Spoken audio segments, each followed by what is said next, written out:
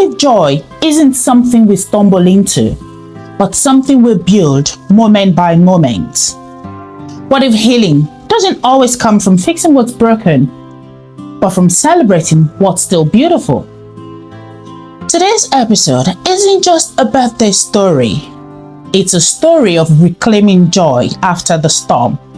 It's a story of red velvet cake, roller coasters, sunset from the 31st floor, and that quiet victories that remind us that we're still here, we're still rising. So stay with me, because by the end of today's episode, you won't just feel inspired, you'll feel seen, and you will walk away with real strategies to protect your joy, celebrate your wins, and own your comeback chapter. I'm your host, Gorgeous POLA. Get yourself a drink and find a comfortable position, because I'll be right back with more details. Gorgeous POLA has something to say, so tune close. Before we get to the birthday celebration, I'd like to take you back a little bit, just to give you some backstory on why today's episode is special. There was a time in my life when August 29th was just another day, a day I longed to fill with meaning, a day I prayed would one day hold laughter, balloons, and the sound of tiny feet. My journey to motherhood wasn't linear at all, as you may have known. It was layered with losses, with waiting, with moments that tested my faith. I've shared pieces of these in previous episodes of POLA's Nuggets. So if you've been following me, you would understand that those quiet nights, the hospital visits, the emotional toll of hoping and waiting and not knowing what's next had been my story until she came. That meaningful day, August 29th, Dami, my Gen Alpha princess, my joy, was born. This year, August 29th felt a little bit different for me. It felt charged, it felt tender and sacred. So we started the morning with a custom-made red velvet cake by Millie Carew. It was stunning. Rich crimson layers, delicate frosting, and that taste that made everyone pause and smile. But it wasn't just about the cake. It was about what it represented. Love, intention, and the sweetness of arriving at a milestone I once only dreamed of. That morning, I woke up with a full heart, not just for excitement, but for reverence. Because that day reminded me of everything it took for me to get here. The tears, the waiting, the prayers whispered in silence, and the moment she arrived. Aww. Motherhood didn't come easy for me, but it came beautifully. And every August 29th, I get to celebrate not just her life, but the life I reclaimed through her. Next, we headed to a theme park in London, a wonderland of indoor games, soft play, roller coasters, and many more. Dami was radiant. Her laughter echoed through the park. Her energy, oh my God, her energy reminded me of something I once shared in the previous episode of POLA's Nuggets, that joy is something we must fight to keep. There is no option.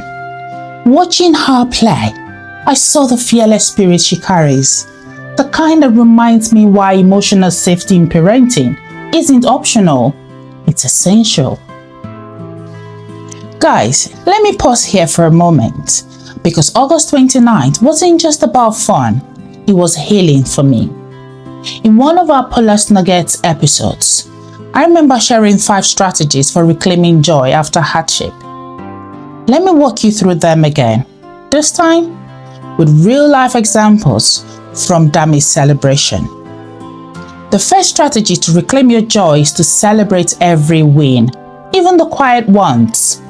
For example, on Dami's birthday, the cake, the laughter, the shared smiles, and each moment we shared as a family was a victory that was celebrated.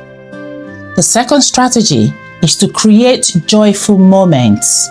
For example, August 29th is now an unforgettable day that I treasure. A day I honor with intention, with presence, and with love. Strategy 3. Surround yourself with safe people. For example, family, good friends, people who see you, who hold space for you, people who celebrate your lights and celebrate your joy. Don't give room to toxic people. They will drain your positive energy. Strategy 4. Anchor joy in the present. Moments of joy I anchored onto on this day were watching Dami play at the theme park, we all enjoying the red velvet cake, and being fully present as a family. Learn to anchor joy in the present. Finally, tell your story. This episode is me doing exactly that, telling my story. Because when we speak joy into the world, we give others permission to do the same. Your joy cannot be hidden, so tell your story. As the sun began to set, we made our way to Aquashad, a fine dining restaurant settled on the 31st floor of the Shad building. It felt like dining in the sky. Do you know what? Let me honor this building for a minute. The Shad, designed by Renzo Piano, is a masterpiece of modern architecture. Standing at 309.6 meters tall, looking over the beautiful city of London, oh my goodness. It's the tallest building in the UK, surrounded by the Thames River, a vertical city, a symbol of vision and possibility. And that sunset, the Thames River sparkled. The iconic St. Paul's Cathedral stood regal in the distance. The sky turned from gold to rose to indigo. We watched in silence, not because there was nothing to say, but because those moments like these ones, speak for themselves. That moment was healing for me. To sit there with family, to eat and laugh and watch the sun say goodbye to the day I had waited years to live. It was healing for me. So as Dami sat there chatting about her favorite ride at the theme park, I listened, not just to her words, but to her spirit. That girl is bold, she is curious, she is safe. And that's what I fight for, emotional safety in parenting. The kind that allows our children to be fully themselves, to feel seen, to feel heard, and to feel celebrated. Because when we create safe spaces for our children, we reclaim joy for ourselves too. Anyway, let's get back to our fine dining at the Aquashad. After a day wrapped in sweetness from the cake, laughter, and healing, we ended with a ritual. Not just the normal dinner, but a moment to anchor joy. 31 floors above London at Aquashad. The sun was just beginning to dip, casting a warm glow across the skyline. I walked in, greeted by elegance and a glass of champagne, bubbly, peachy, and celebratory, a toast to reclaiming joy.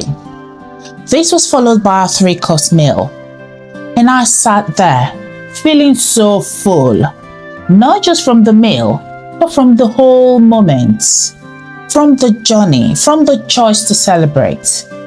This wasn't just dinner, it was a ritual for me, a way to say, I made it, and this joy is ours to protect. So what does all this mean for you?